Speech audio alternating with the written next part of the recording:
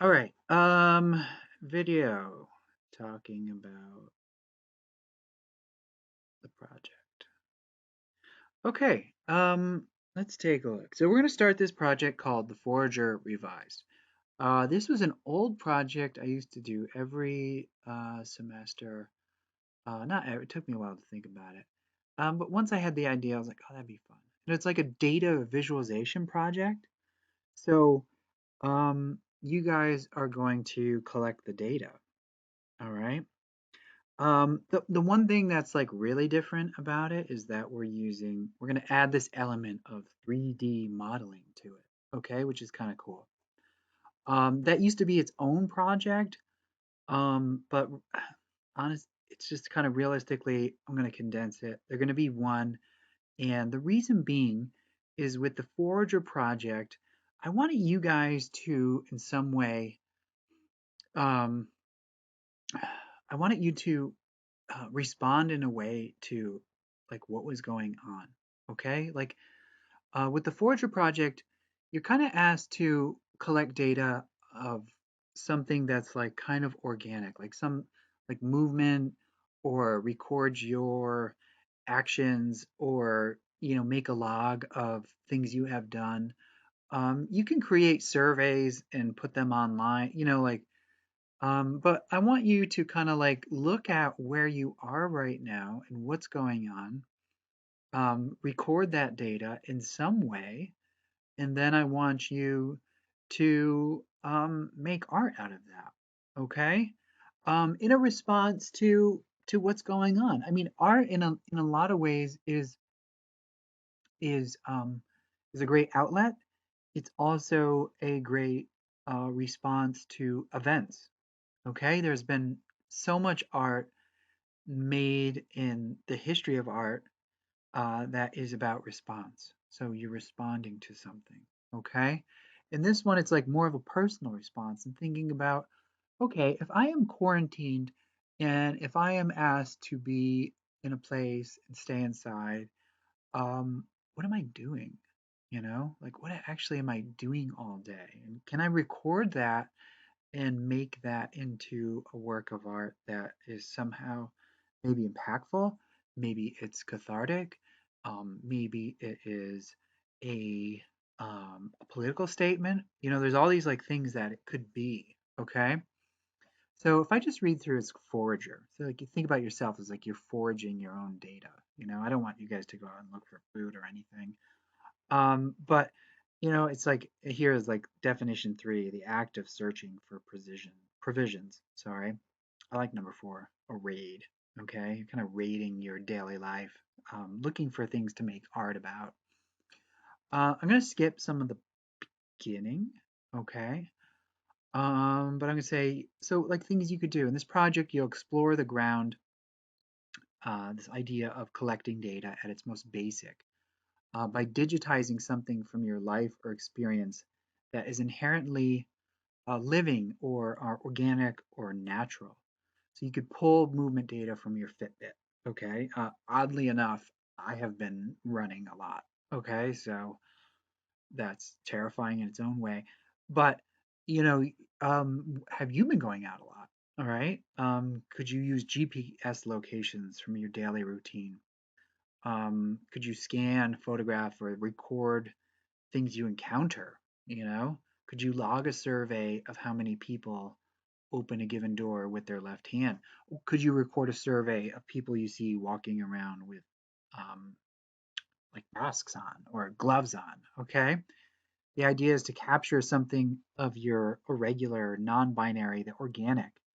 Having forged the data of the living, use it to create something only possible via digital means. Okay? Could you make like sound recordings, room recordings, and turn those into like spectrograms, things like that? Okay? You're going to make images out of these. Okay?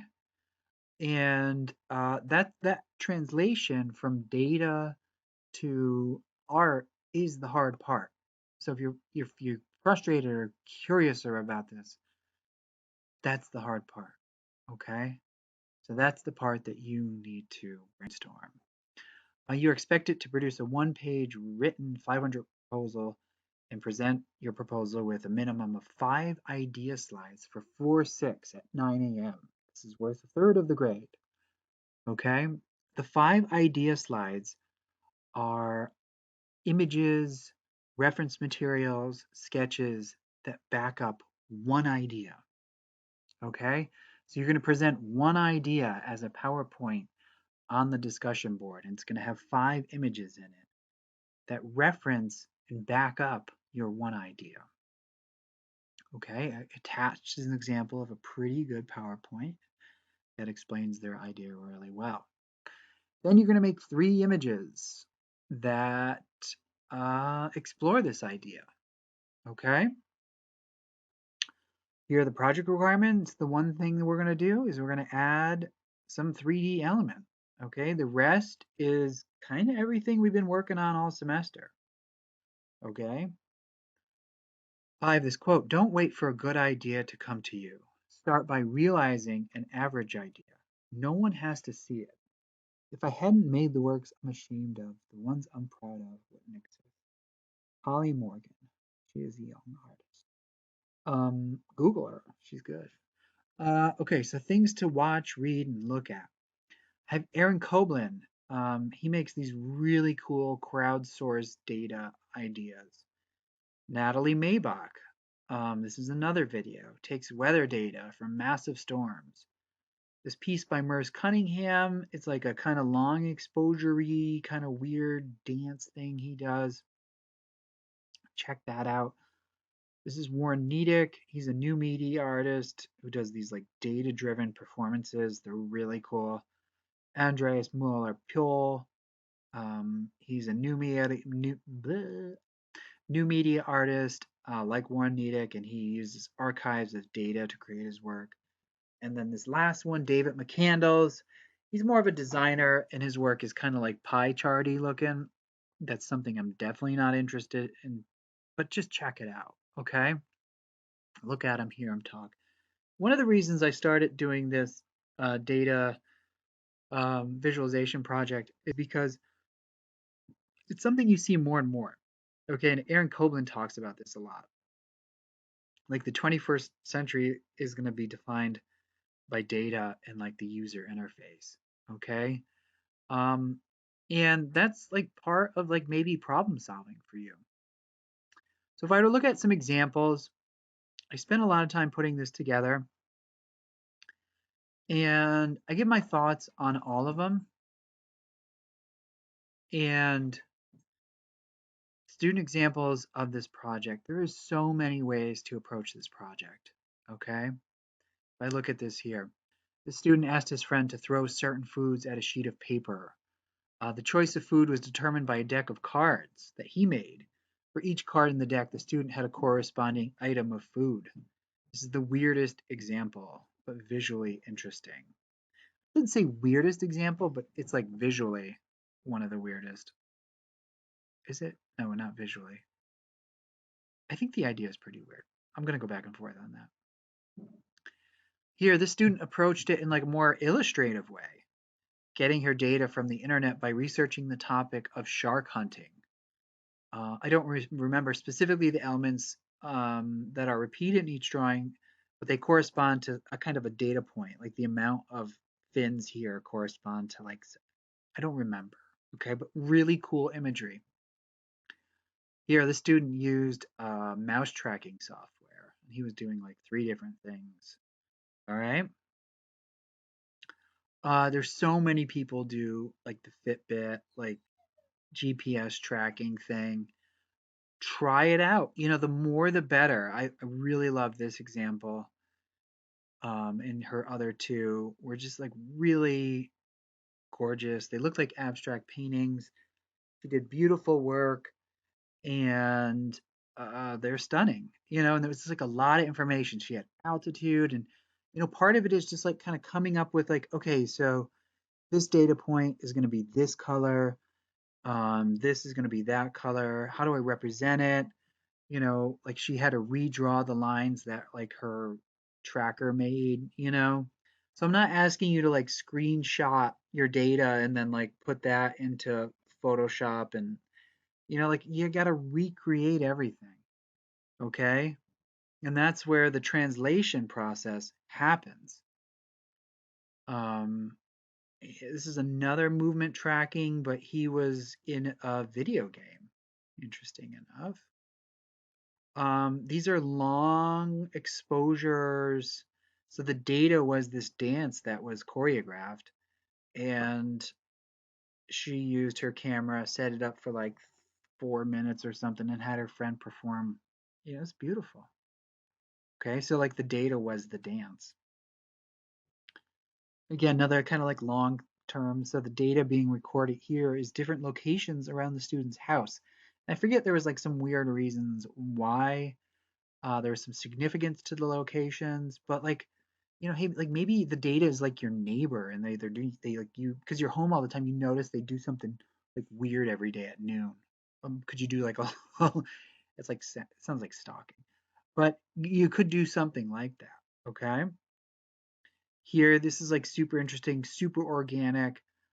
The student played guitar, so the music was the data. It was a score, and then he hung these markers from his fingers and like recorded him playing the guitar by the markers hitting paper underneath him on the floor. These are Audacity. This is like sound recordings, okay? And they brought him into a spectrograph, and she did like these really beautiful like incidental like I think this one is like her making breakfast or something. So like all the sounds that made breakfast. Here's another sound one, but he was in the city doing, all right, you kind of get the idea. Oh, here's another sound one. She said her brother played video games and he made crazy sounds when he was playing them. So she made a piece about that. You can read through this. This is a lot going on here. It's about a video game. More glitchy stuff. The data here is like Google image searches of girls' toys and boys' toys. And she used like color sample. They're really pretty cool. Okay. Student recorded her dreams. All right. Could you like watch the news for like 2 days and like record every time they said like corona or like what I mean? Like you could do something like that. Here's a survey. Student did like a survey on. No, he didn't. It was like just in person. You could do a survey online, so your data is like a survey. They were like, well, his survey was like, what's your favorite rapper? And like how a lot of people picked. You can figure it out. Biggie or Jay-Z. I don't know. Tupac, Eminem, all that stuff. This is absolutely one of my favorites, and it's so stupid. Uh, so the data here is Snarf from Thundercats, and the data collected was a piece of paper that was stabbed every time Snarf said Snarf in that episode. The episodes chosen had some significance about Snarf. I don't know what it was. And I'm not sure. Yeah, I already said that. But the result was like really beautiful, weird imagery. Okay. So go nuts. Put some serious thought into this. Think about where you are. Actually, like reading through all these things, they could have been made during like what we're going through. You know, this could be you guys. But maybe there's something a little different about it. Okay? So think about what you're doing. Think about what's going on with you. Can you respond to that? Okay? Um yeah, art is responsive. Art is not made in a vacuum. Okay? Whether you like it or not, there's something going on that's going to like filter its way in. And maybe you don't see it. Maybe you don't see it till a year later and you're like, oh, I did that because of that.